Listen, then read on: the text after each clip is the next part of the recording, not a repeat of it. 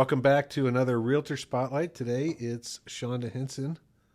How are you, Shawnda? I'm good, Richard. How are you? I'm doing good. It's good to have you. Thank you. I was thinking today about you, and I was like, I tried to go through everybody we talked to, and I was thinking, well, now that Jeff is no longer a realtor, he's now teaching. He's not a realtor. I think I've known you longer than anybody in the brokerage. Yeah. I can't think of him. Maybe I'm missing somebody. If I am, that's really sad. Well, how old is Jeff now? 30. He's born in 88, so he'll be 35 this year. 35? Okay, so then you and I have known each other for 35 years because Jeff was 8 months old when I met you. Yeah, I remember he was. Yeah, he was a baby. Yeah, he wasn't walking. He wasn't walking yet. Mm-mm. That's crazy. Yeah. I know. Yeah. So Jeppy. We met in Tulsa. Mm-hmm. Why were you in Tulsa? Well, because my friend and I had moved to Tulsa. But what were you doing there? Well, you know, I was wondering about that today. It was after we graduated from high school. She had the idea, hey, you want to move to Tulsa? And she was engaged to someone and said, let's move to Tulsa. And just for no good reason, we decided to go. Did you have a job when you were there? Well, yeah. I was a hairstylist, and so I worked in a children's hair salon there. And I also worked at Blockbuster Video. Well, back then it was Major Video. Yeah, and so we lived there, and we got an apartment, and we needed new furniture for our apartment. So we went to Rent-A-Center in Tulsa, and the rest is history. Right. Okay, so you cut hair in Tulsa? Yeah, for a little while at the children's Did you salon. Did you go to school for that? Well, yes. Well, no, I just showed up with some scissors and said, can I start cutting these brows I've never known you to do that again. Did you just quit and you were done and that was it? Well, I had that car accident when I lived in Tulsa, and it messed up my back enough to where I just didn't. This is before we met you, I think. Or maybe, no, it was after.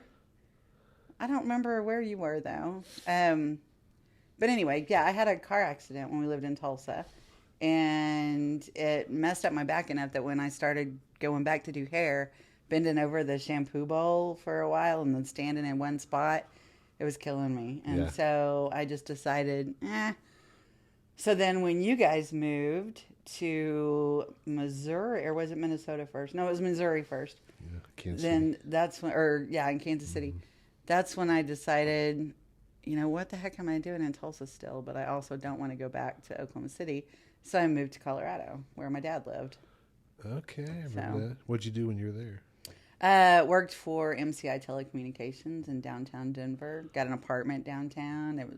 Was MCI the one that used to sell the cards, and that wasn't the same? I don't know. I worked customer service. Long distance cards, maybe? Yeah, I think so. I worked customer service, but golly, that was back in Had to be 90, 91. 90, 91, yeah. So Right. 90, I think, because I lived in Colorado for 2 or 3 years and then moved back to Oklahoma. Okay. And started working, and then that's where I met, where we used to work together. That's where I met my first husband, Mike. Okay. And Mike and I were married for, 9 years. And then we got a divorce. Right. And then I met Jeremy about a year later. And then 2 years after that, we got married, and now we've been married 19 years. Right. So when did you get your license? Real estate license? Right. 2005. Okay. Yeah. And that's because I got my real estate license. I was managing an apartment complex in Northwest Oklahoma City. And I knew you guys had gotten into real estate and with your mom, and started the Whittington group at Keller. And that's why I met you guys for lunch and decided, okay, I'm going to go ahead and give this a shot. And I went to real estate school, got my license, came on board at the Whittington group at Keller. And it was just, back then it was just. It was busy. Y'all, Karen, me, and Lisa. And then Greg was sitting for Otis at his model home. But yeah, that was it back then. Seemed like we had others, though. No, Rachel? At that time. Well, later on, Okay. Rachel came in. Okay. For a little while. Yeah. And you were just a buyer's agent. Buyer's agent for you. Right. Yeah. What did you like about that? I love working with buyers. That's still my favorite part. I love doing listings. I'll always do listings, of course, but my favorite is working with buyers, and my absolute favorite is first-time home buyers. Okay. So, and that's my favorite. So, why is that? I don't know. It's just the excitement of, young families starting out. And sometimes I've had a couple of first-time buyers, though. They were in their 50s, and they have just never owned a home before. Yeah. And that's really exciting because they've just paid rent all these years, and now they're finally having something that's their own. But young families just starting out and the excitement, and I love it. I love the excitement. I love, forming friendships and bonds with them and watching their family grow over the years while they're in their house. Right. And yeah. Have you seen much of those people back from that? What was it? It seemed like it was 05 to 08, 07? It was 05 to 08. When I left in 08 because I had to get an actual paycheck job, or Jeremy would say a real job for a little while. The market just stopped. It stopped. There was no, it was awful. It was awful. So then you went to work for a builder. Well, I went into property management for a little while at Michael Bittinger Real Estate. I was the residential property manager. I did that for a couple of years. Did not like it at all. What didn't you like about it? Well, just some of it was not the job. It was the owners of the properties. They were kind of scattered throughout the U.S. Yeah, that's tough. And when you work with people that don't want to spend a dime to fix things in their properties, and then you have these tenants looking at you like, it's 100 degrees outside. What do you mean he didn't want to fix my AC? Yeah. I did not like it at all. So then I went to work for a national home builder as the marketing coordinator and the listing agent for them. And I did that for 7 years. And then when I left there, I came back home to Whittington. Right. You were good at the D.R. Horton job, though, weren't you? I loved it. You did like that. I remember you came and talked to us. Yeah. I don't know when that was, but I remember I was sitting in the crowd thinking, you enjoyed that job. I really did. Yeah. I really did. What was great about it? What is it? Well, I think just being able to go and talk to people and tell them about, D.R. Horton, tell them about the incentives, tell them about the company itself. And just, I just love that marketing and that, those classes and, that we used to do and have realtor events and things like that. Yeah, it seemed like that was something you was right up your wheelhouse. Yeah. So you came back. Now you're just a realtor. You're not a buyer's agent. Right now I do it both or all. What's the challenge of being a realtor of like that? What's your biggest challenge for you in that position? As being just a realtor. Before you were just handed leads. Right. Oh, I gotcha.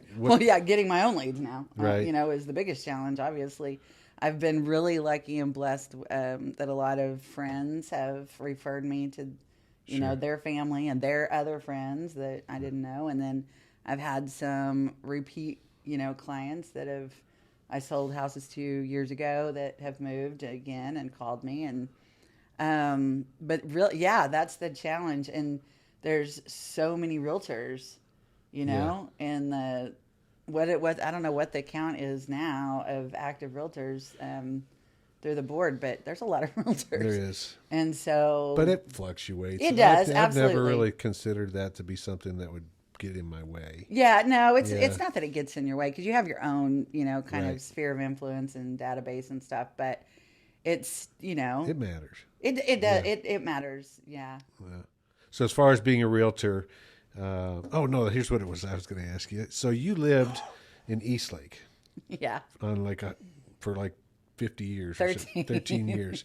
50. So you lived there. It's kind of right on the center of everything happening on the south side. Yeah. And then all of a sudden you got up and moved. To Egypt? Yeah. West Texas. So you're in Newcastle? Blanchard. How has that changed your life? Oh, my goodness. Yeah. Do we have an hour? Yeah. So when I lived in Eastlake in Southwest Oklahoma City, I loved it. I was really close to the office. I was, really close to everything. Right. And I was born and raised in the country and for 18 years couldn't wait to get the heck out.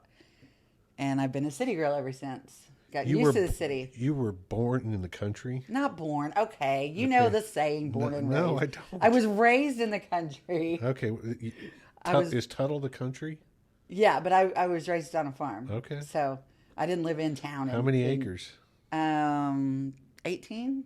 Okay. It was our family farm, like my grandparents. I sold something. You sold my grandparents' house. Okay, I did. That's right. Okay. Yeah. Yeah. But anyway, Grandma and Grandpa's house was here. Ours was here. My aunt's was here. So we're all there together. Okay. Now it's all clicking. Yeah. Remember, okay, you said your aunt. I remember your aunt. Yeah. And your mom. And my mom. Yeah. Okay. So, yeah, I wanted to get out of the country for 18 years. And so I've loved living in the city. And then all of a sudden the kids were graduated and gone out of the house and didn't need the Moore School District anymore. And Jeremy's like, I'm tired of being on top of the neighbors and them being on top of me. So I really want to find, a little bit of land, even 1 acre, 2 acres, something, and move to the country. And I said, okay. And I thought this will be great, not too far away. And so I accidentally sold my house. And I say accidentally because Ambra, I was talking to her one night and she asked me where I lived. I told her East Lake, and she had a buyer that wanted to get in there. And I jokingly said, well, he can buy my house. And she called later and said, were you serious? And I was like, I don't know. Am I serious? And Jeremy said, yeah, you're serious. So they came over, looked at it, and I never even put it on the market. Did you get enough for it? No, I did not. You didn't. No, I did not. I remember that. You kind of gave it away, didn't you? Yeah, I did. It'd be worth like $500 now. Yeah. But anyway, so then we had 45 days to, find something else. And so we looked at everything, and there wasn't a whole lot out there that was really appealing until we found this one. It was new construction. It was probably about 75% complete. And who built it? What is my builder's name? Jim Walker. Okay. But I loved the location, I loved the house itself. And I thought, well, that's not very far to Oklahoma City. It's really not. So we bought it, moved in, settled in, and then I'm like, oh, but it's so far. Even though it's really not. There's no excuse. You go a week without dog food. Yeah. Yeah, just throwing them scraps out of the fridge. Give the darn dog the scraps. Right. But yeah, I was so spoiled in Oklahoma City. I went to 7-Eleven twice a day for my daily Diet Cokes. And now out there, I mean, if I want it, I'm driving 9 miles to the nearest quick stop to get a Diet Coke. And I ain't doing that. So my Diet Coke has gone way down. That's probably good. That's better a for silver me. lining. That's good. But, we got in a... I mean, Jeremy still drives to Yukon to work, and every day, and but I got kind of in a rut where I was just like, oh, I can just continue to work from home. It's no big deal. He made the front room in our house the cutest little office ever. Right. I have a beautiful little office, beautiful view out the window, and I'm just like, I don't want to be here by myself anymore. So, but a lot of me time. Yeah, there is a lot, and there's too much me time because then it starts messing with your brain. Right. And you know me. I'm not a me only person. You tend to overthink things. I overthink things, and I got to talk. You're not very optimistic at times. Yeah, no. Yeah, no. It's really funny. So anyway.